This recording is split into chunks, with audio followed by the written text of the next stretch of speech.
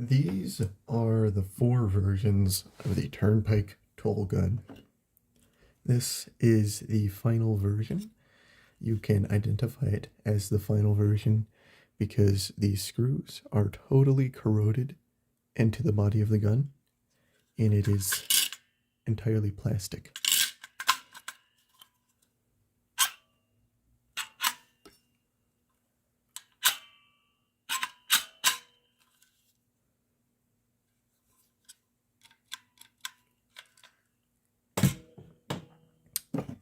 This, in comparison, is the first version of the Lyman Turnpike Toll Gun. It is a much longer stroke, has an aluminum plate instead of Tufnol. If you look at it closely, you can see there is a bump on that plate that attempts to guide quarters into the front. It is also much thicker and has a much rougher and cheaper finish, and uses flathead hardware and has a patent pending stamp, but that's all documented. This is the second version here. It is extremely heavy, and you can see the mold markings. You can see the flat Teflon piece there, no bump.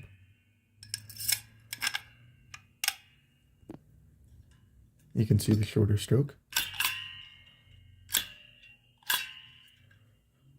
Here's the box they come in. It's made of cardboard and wrapped in this type of hair cell pattern.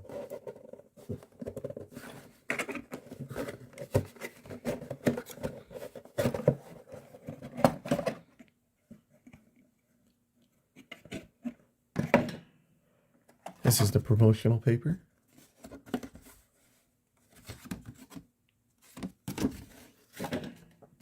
Here's a bag of quarters I have.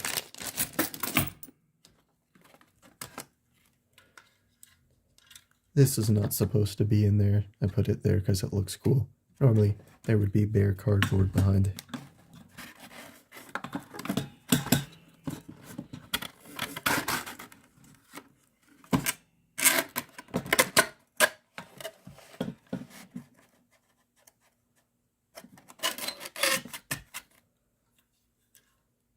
And this is the third version.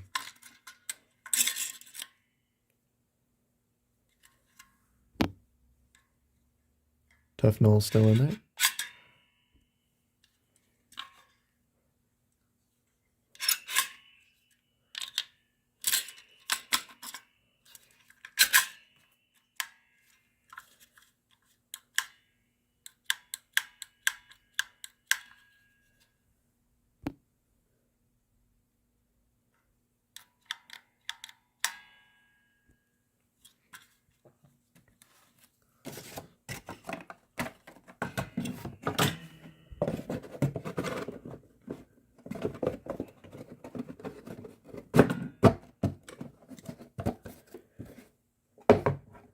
You will notice that on the first version, I have no magazine cap. I got it used, and it came with no cap. But here's what it would have looked like, as you can see on the patent. I will be tearing down this first version, this final version, and this middle version. I will not be tearing this one down because I cannot get these screws open.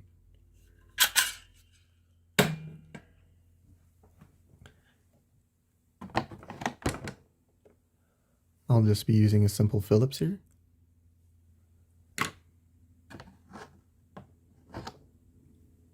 And a simple flathead. Let's start with the first.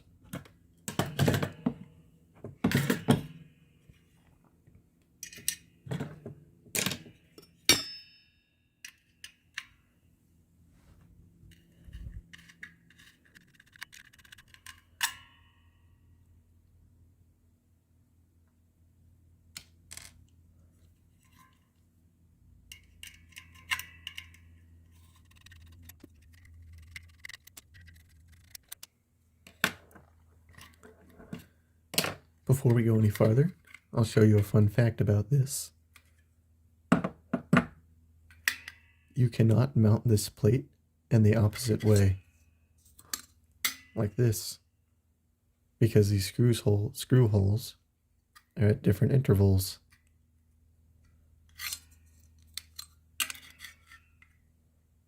This is how it is on every single model.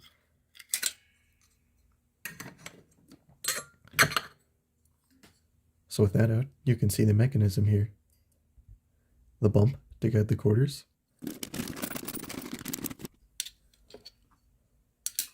They would sit in here at an angle. And when you cock this back,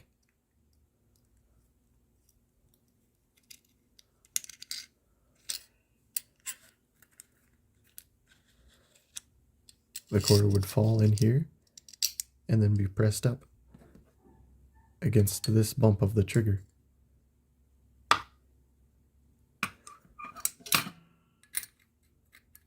And when you release that trigger, it shoots out the barrel.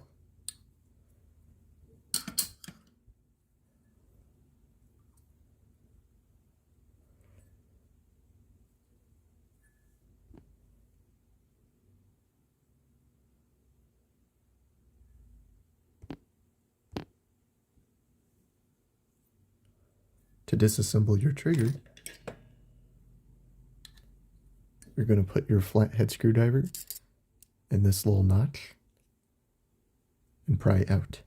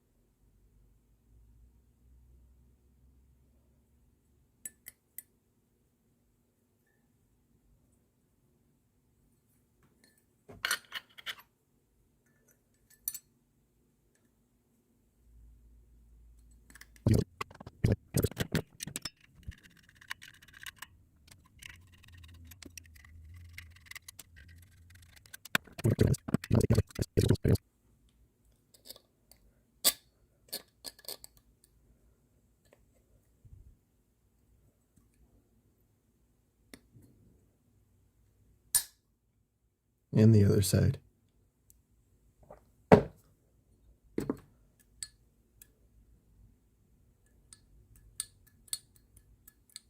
The way I did that is I angled the trigger sideways like this, snapped this first bit in, got this centerpiece in there, and rotated this around. Then I used the pliers to pull it over.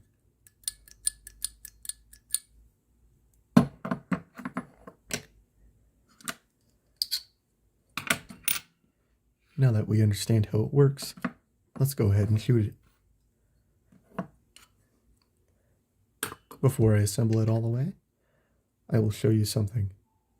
You see how this bottom has no scuff marks? Keep that in mind for when we take apart the second one. Notice how I don't have to compress the trigger to get this to sit flush.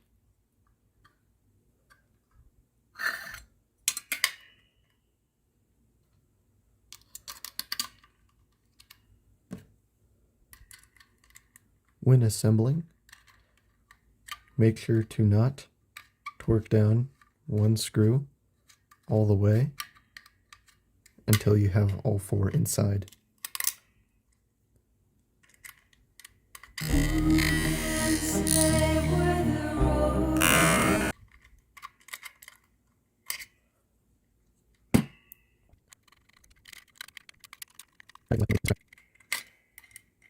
As you can see, the top shroud is not necessary for the function, but it makes the gun look nicer and protects any damage from occurring to the more intricate workings.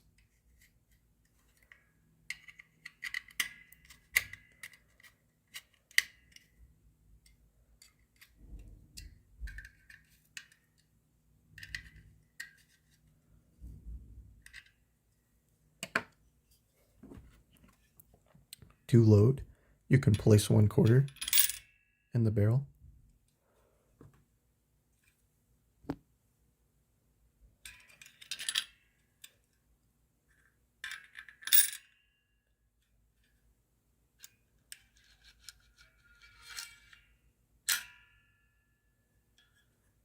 Cock it, and you can see the 1/4 pressing against that part of the spring, and then shoot.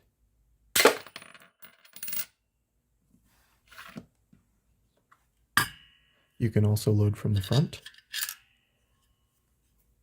but you will see the 1/4 presses against the trigger, so you can't just cock it.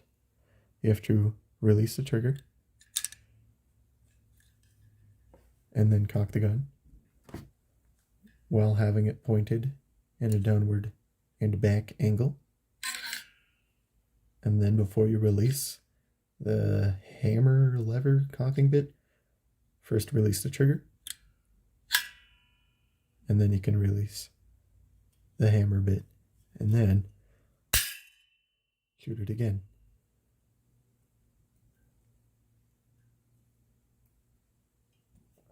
You cannot load it from the back.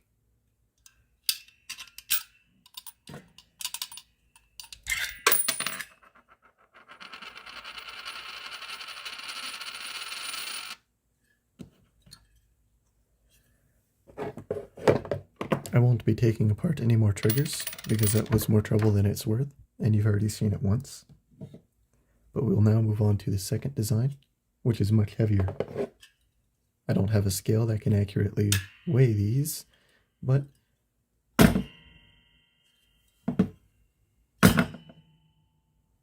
that should give you some idea. It weighs about 2.5 times as much. And actually, before I take these away, you can see the differences in shroud finish. The unpainted receiver versus the painted one. The differences in stroke length. The window present to see when you're on your last 1/4. The different thicknesses.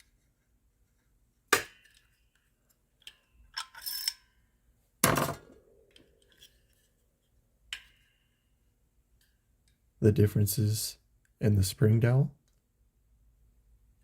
The mold markings.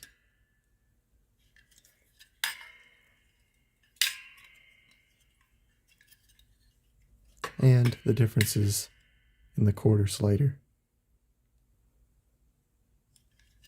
as well as the 2 notches in the back here on that receiver and the lack of them. Total redesign.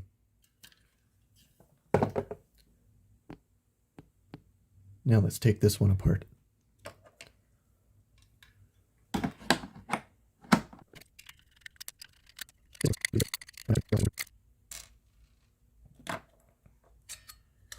Here's the shroud. Here's the marking on the receiver. The outline of the 1/4. And some 1/4 dust. Could make a whole another 1/4 with all that.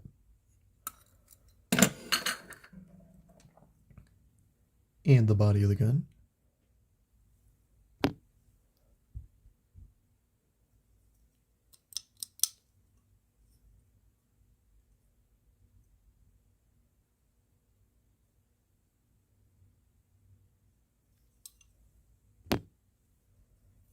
With that, I'll show you some of the differences. Take note of that notch that you see right there. That silver mark is from this trigger. They improved the tolerances.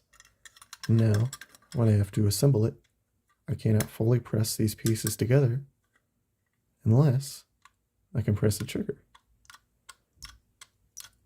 to create a tighter seal.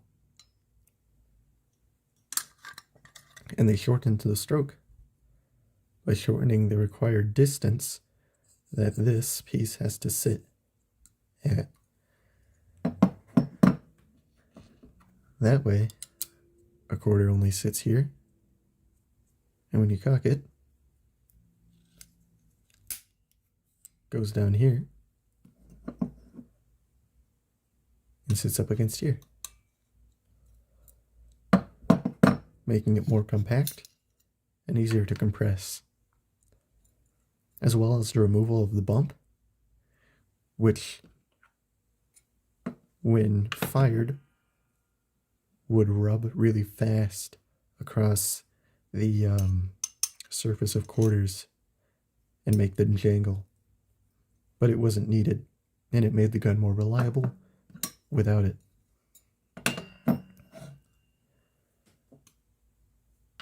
I'll give you a quick teardown of the magazine cap here. You just twist counterclockwise to undo the spring.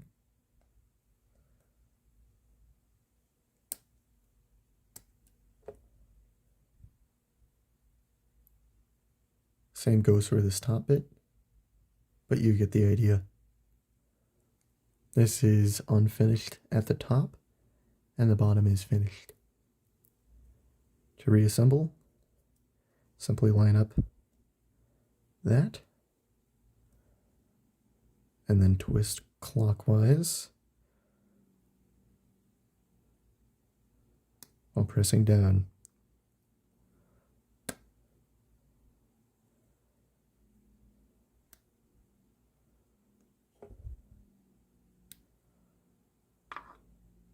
Don't worry if the spring isn't perfectly aligned. You can adjust that by unwinding or rewinding a little bit of the spring.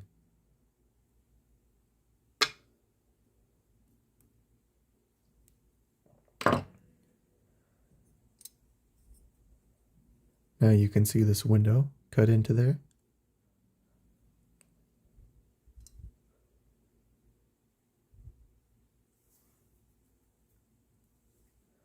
And I believe that this gun has inserts that are placed into these holes that the screws screw into, but I'm not positive. I know that the screw holes on this are coated in enamel, while these ones are not, and they have a different finish than the rest of this, which makes me believe it is some kind of insert.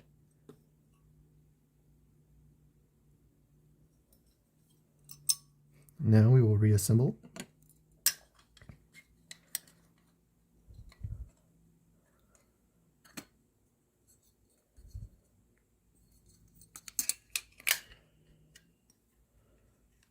This one is more difficult to do so.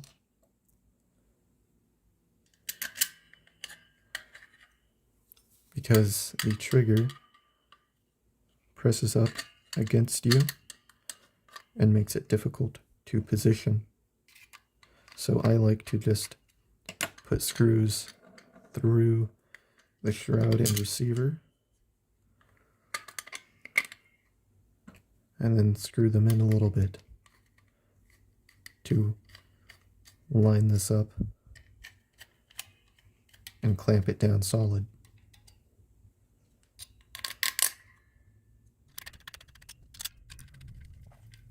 I believe this version is the most popular, as I have really not seen any other one, mostly online. The plastic ones were pretty rare, and there was only one example of this I could find. I couldn't even find a picture of this. It was just on eBay for parts.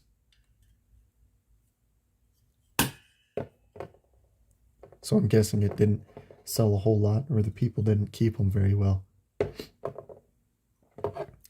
Now I'll show you the difference in the patent stamp, if you can really see it at all. I'll have a series of pictures in this video you can watch at the end. 3,191,588. Patent pending.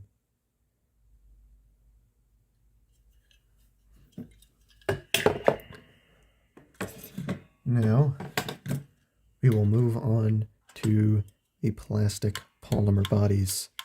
Can you tell which one is the final and which one is the third version? That's right, the one without the oxidized screws is the third version. This one is very well taken care of. I don't believe a quarter has ever been shot out of it.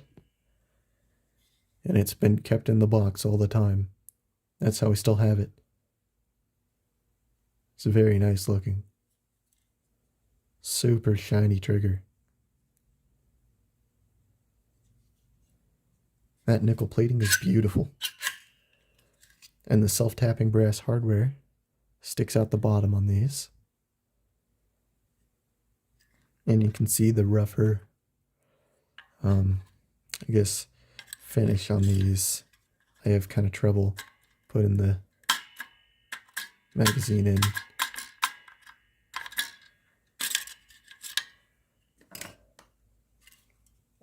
So let's tear this one down. I had to use flatheads on these Phillips screws to get them out the first time.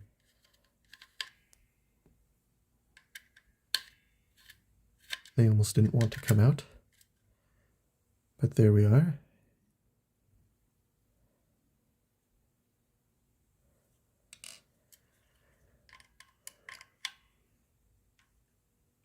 This one's still a little tight.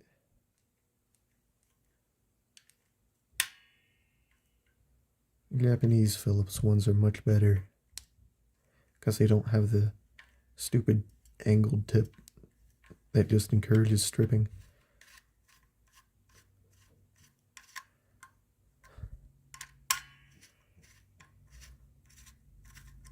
This is a good finger workout though.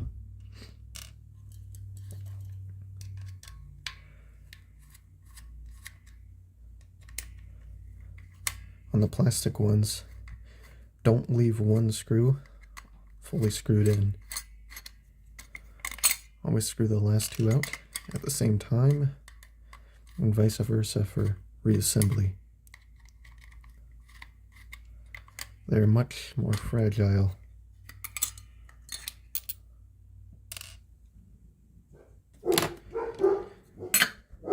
Here's the mechanism. It's very beautiful.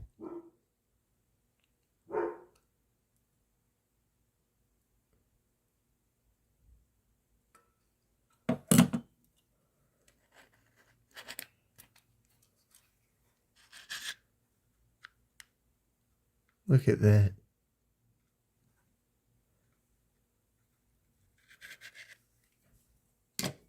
Gorgeous compared to this. I'm also now realizing I neglected to shoot a quarter out of this one, so.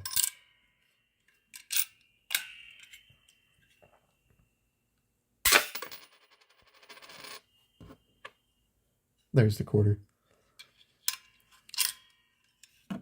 Here's loading from the barrel.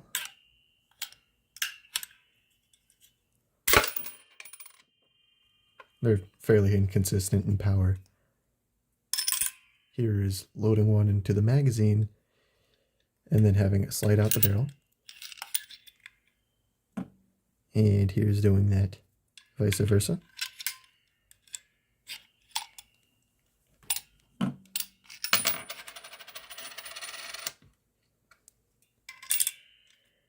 And here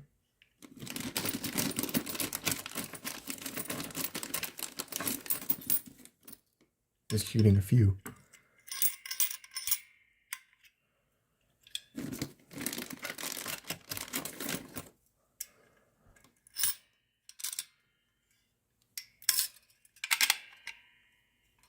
you can see the quarters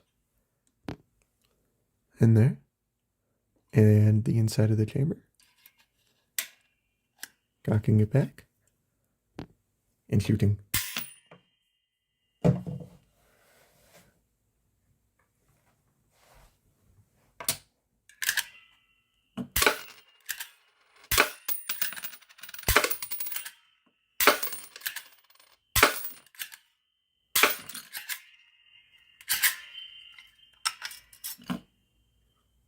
And we're out.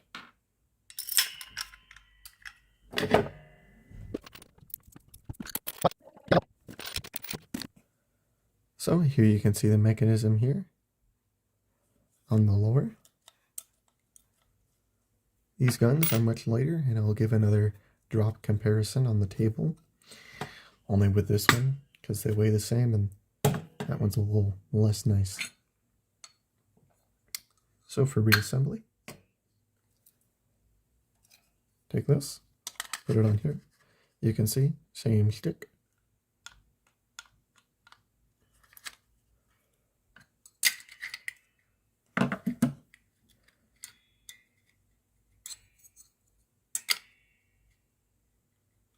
There we are.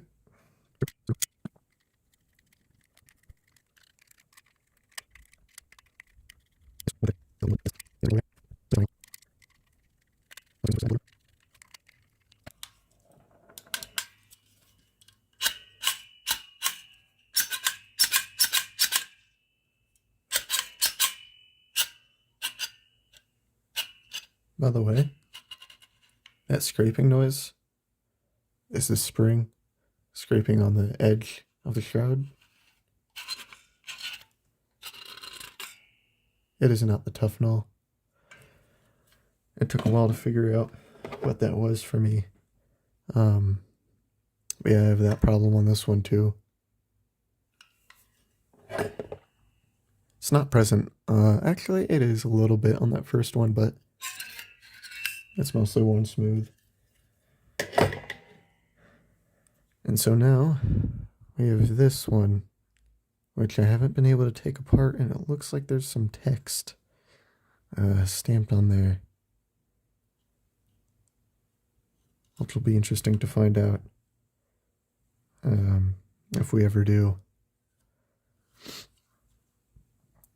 So yeah, here is a plastic gun being shot.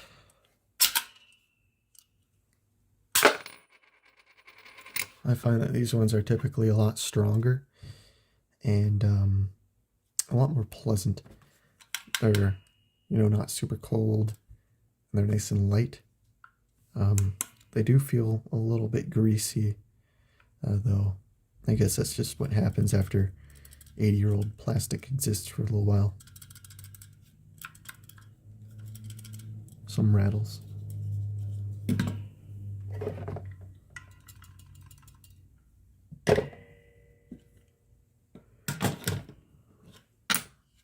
Well, I'll give this one a final try to see if I can unscrew these. No, they're all solid.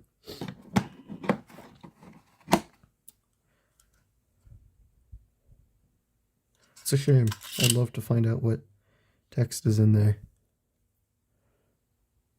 You can see that this one has got quite a few quarters.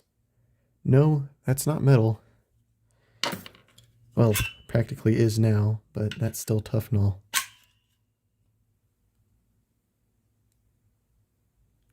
That is crazy.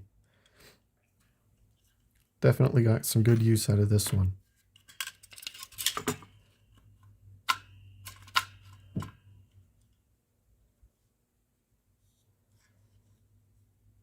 Yeah, I wish I could take this apart to see what that reads there.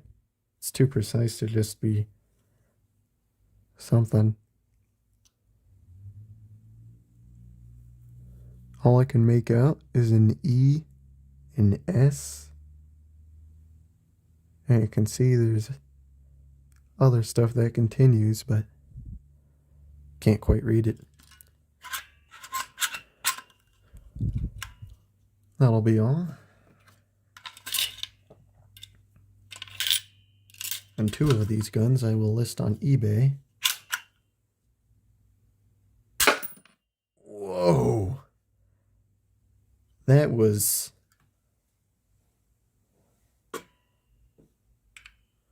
Can I do that again?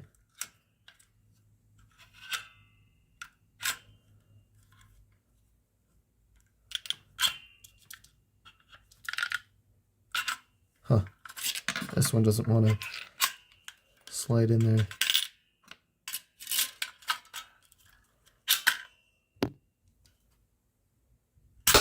Whoa. That is some crazy power. That is a full teardown of these.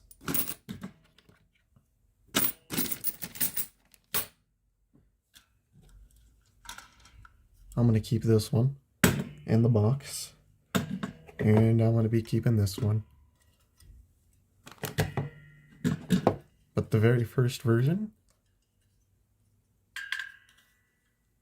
and this very well used but corroded second one I will list for sale on eBay,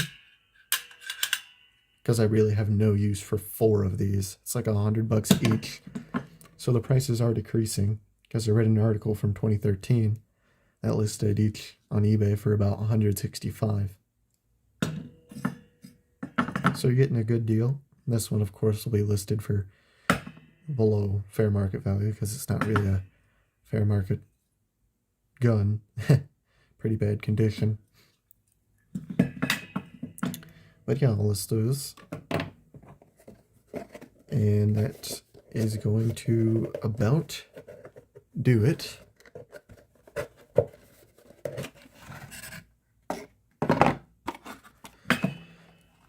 For this.